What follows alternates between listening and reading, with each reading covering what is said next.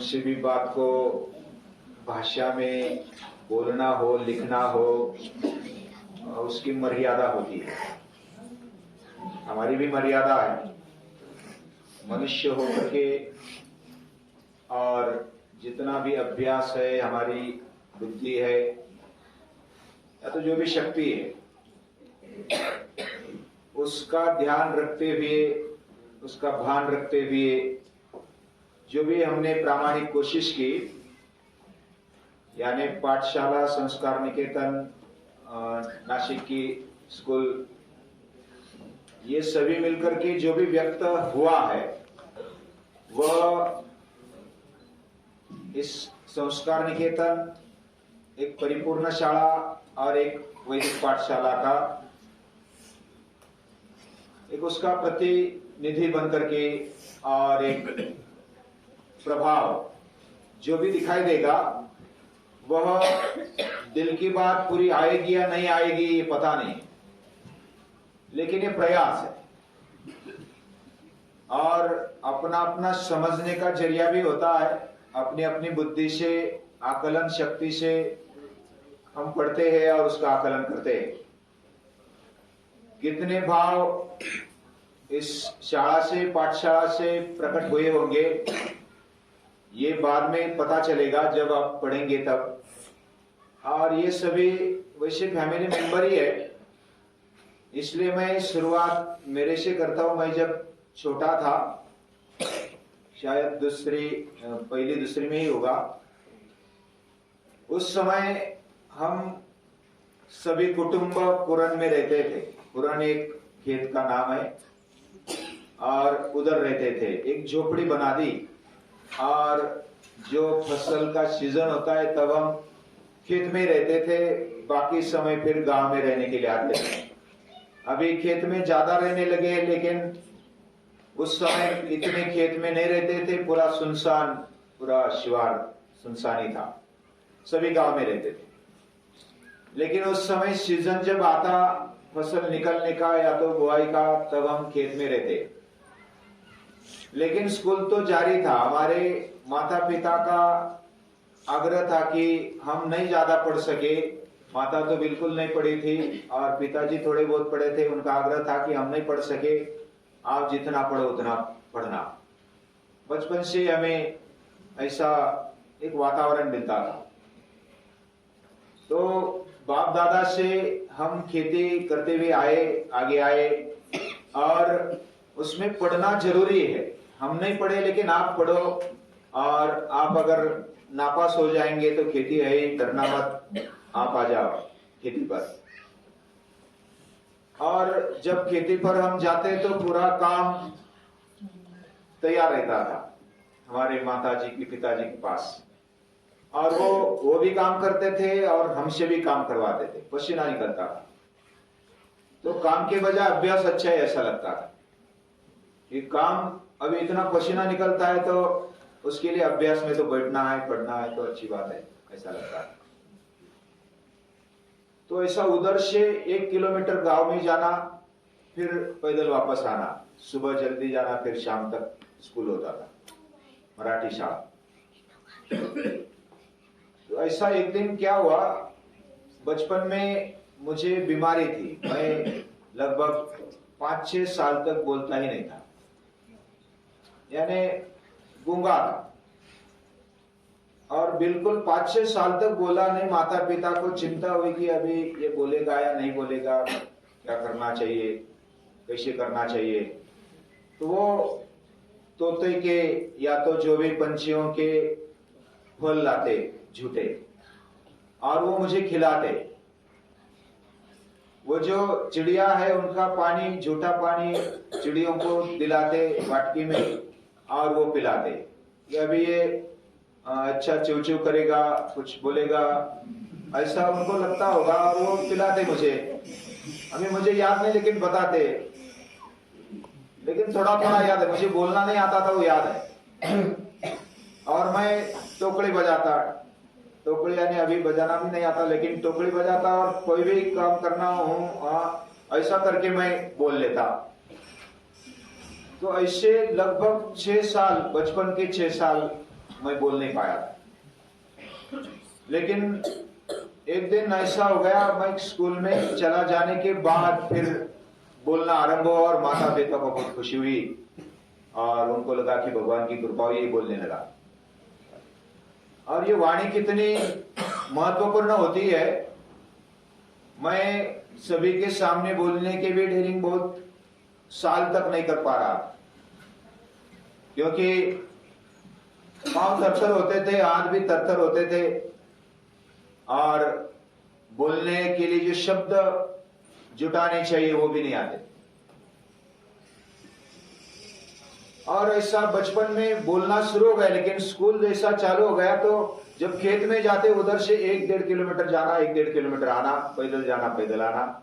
और जो दफ्तर था, दफ्तर में सिर्फ पाटी पेंसिल और वो जो था, एक पाटी और एक पेन लिखने के लिए, तो वो साथ में लेकर जाना, दफ्तर में डालकर जाना, कुछ डब्बा और ये सब ले जाते थे खाने के लिए दोपहर का।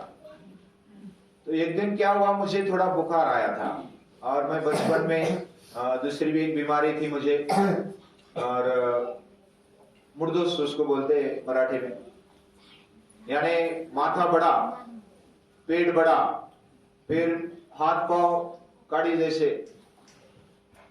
जैसा कुपोषित बालक होता है ना, वैसा मेरा आकार दिखाई देता था। अभी फोटो उस समय नहीं थे, नहीं निकाले, तो शायद निकाले होते तो फिर मुझे भी समझ में आता वो मुर्दुस कैसा होता है। लेकिन हाथ पांव काड़ी जैसे और पेट बड़ा, माथा बड़ा और ये कुपोषित जैसा बच्चा लगता है।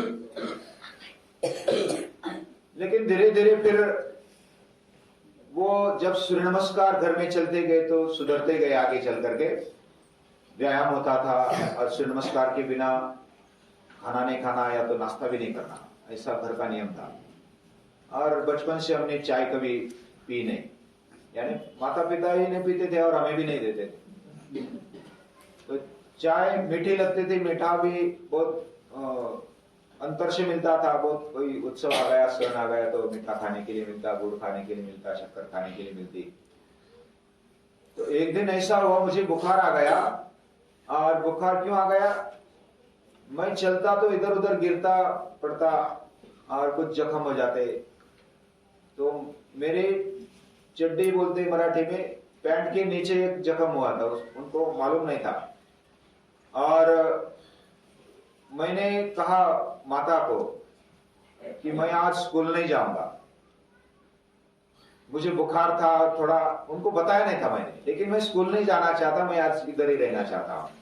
और लंबा जाना लंबा आना ये भी थोड़ा ये भी था।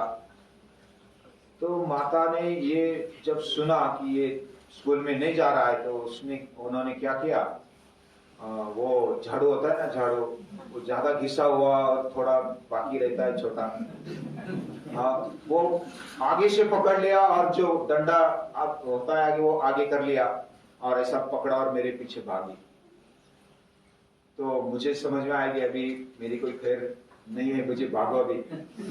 मैं भागने लगा और वो जो दफ्तर था वो इधर ले लिया, बगल में ले लिया और भागने लगा। लेकिन उसकी दौड़ मेरे से ज्यादा थी, वो आई और मेरे कुल्ले पर लगा दिए फटका, कुल्ला यानी ये पिछला वाला भाग।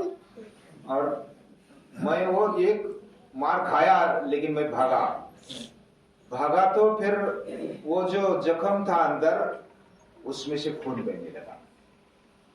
वो नीचे आ गया, चड्डी के नीचे आने के बाद माता को पता चला कि अरे इसको तो इतना मारा है मैंने कि वो खून निकलने लगा है। तो वो तो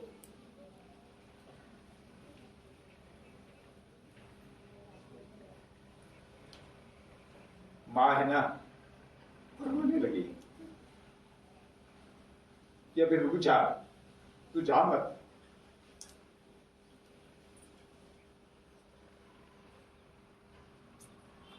तो फिर मैं लेकिन सुना नहीं, मैं भागने लगा। मैं भी मेरे हट पर हट गया, मैं रुकूंगा नहीं। मैं चला स्कूल में, मैंने दफ्तर ले लिया और गया स्कूल। माता भी थोड़ा पीछा करी और फिर पीछे चली गई। उसने भी कहा ठीक है, मन में सोचा होगा कि ठीक है स्कूल जा। लेकिन वहां से मैंने अपने मन में ठान लिया कि अभी स्कूल में नहीं छोड़ूंगा, और वहां से बीमार भी पड़ा तो मैं स्कूल में जाता था। माँ की एक सीख थी, ये शिक्षण कभी छोड़ना नहीं। तो उसने और पिताजी ने साथ में मिलकर बचपन से ये जो घर में संस्कार दिए,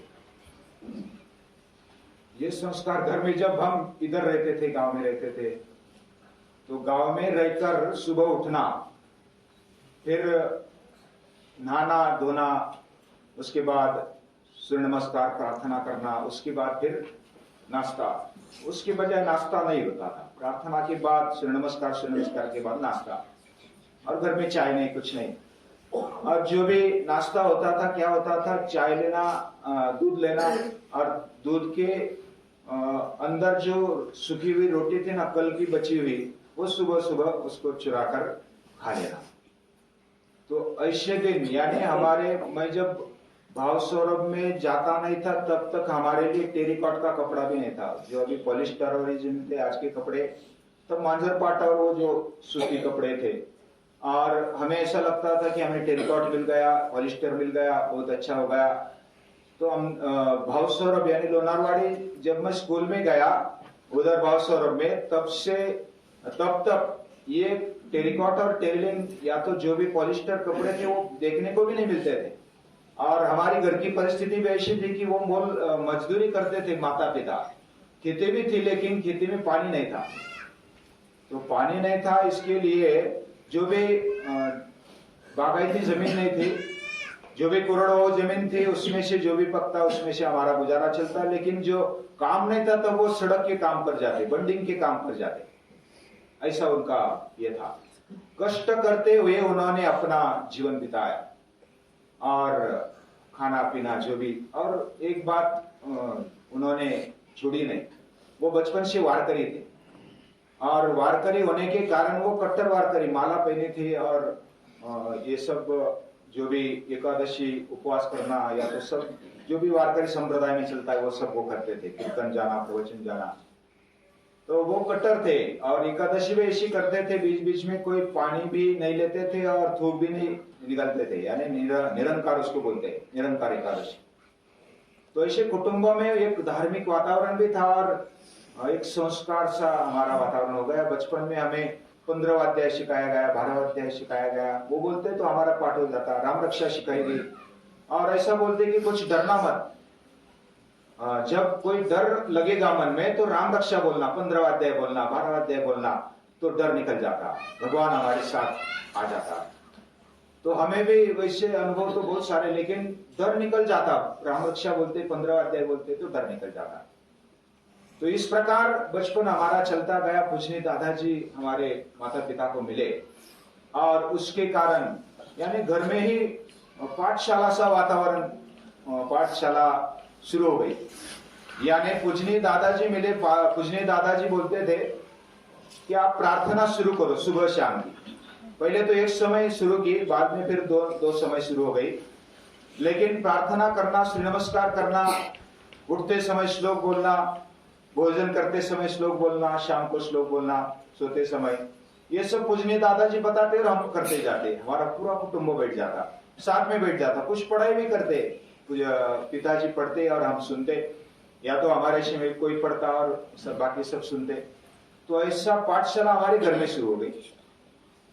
तो घर में शुरू होने के साथ साथ जैसा वातावरण मिला, उन्होंने पूजनीय दादाजी की सलाह से हमारे पूरे कुटुंब को कैसा वातावरण मिले। पूजनीय दादाजी बताते थे, हर एक का नाम भी उनको पता था। वो बोलते थे कि रामभाव को इधर भेजो, प्रभाकर को इधर भेजो, भाव सौरभ, रामभाव को विद्यापीठ भेजो, और ये विष्णु है, समझो कि इसको फिर भेज दो विद्यापीठ। और उसका तो ग्रेजुएशन भी नहीं था, फिर भी चलेगा, आपका बच्चा है ना तो चलेगा, आप भेजो।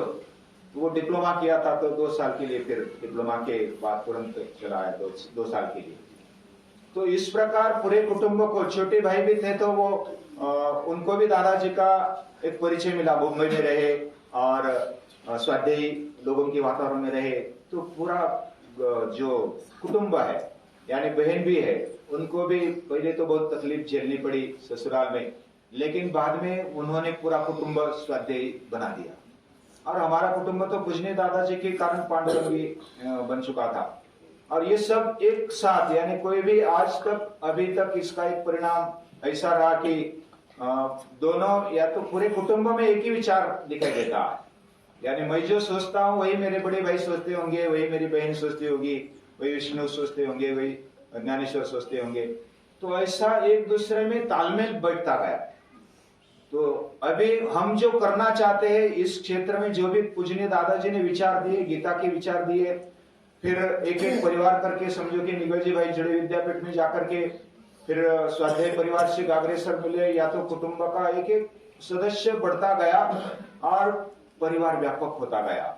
वैसे फिर संस्कार निकेतन जो शाला और पाठशाला शुरू हो गई, उससे और अधिक एक एक ऐसे प्रैक्टिकल हम क्या करेंगे हमारे जीवन में, ऐसा सोच सोच कर फिर हम करते हैं। तो हम साथ लेकर क्यों ना चले, ऐसा बाकी जो भी साथीदार थे वो बोलते हैं, और हम भी ये तो बढ़िया काम है ना, तो हमें साथ मिलकर जाना। तो इस प्रकार धीरे धीरे धीरे धीरे ये कुटुंब का एक बड़ा कुटुंब बन गया, और यही इसका परिणाम मुझे लगता है कि ये कुटुंब पाठशाला है, पाठशाला एक कुटुंब शाला बन गई। अभी तो ये सब छोटे बच्चे, समझो छोटे बच्चे हैं, या तो कोई बड़ा भी है, कोई समन्वय वाला है, या तो कुछ बच्चियां भी है, अभी बच्चे भी है, और ताइया भी है। जो भी इधर से संबंधित है वो अपना लगता है कि इधर आकर के वो अपना बन गया, अपना नहीं है तो जो इधर आएगा बैठेगा तो वो अपना बन जाता है।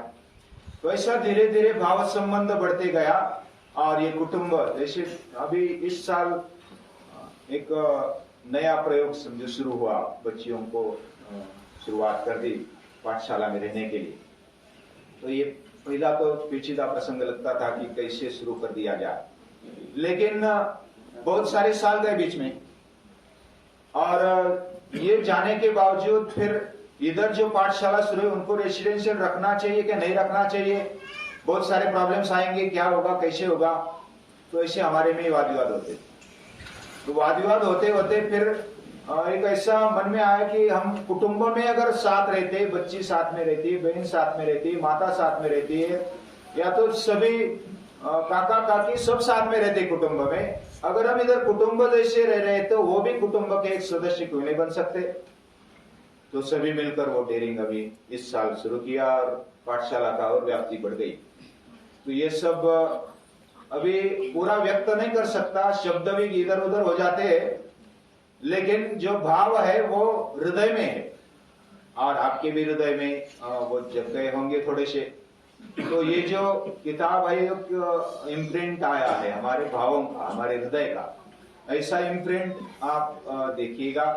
और अगर कुछ उसमें कुछ त्रुटि है तो वो मेरी है, क्योंकि मैंने ही उसको ज्यादातर एडिट किया, और उसमें कुछ जो अच्छा है वो सभी का है, क्योंकि सभी ने मिलकर छोटे छोटे प्रसंग बच्चों के होंगे, दाई दादा के होंगे, या तो जो भी उससे संबंधित जो भी है, तो उन्होंने अपना अपना देकर वो सुनकर शब्दबद्ध करने का प्रयास किया है।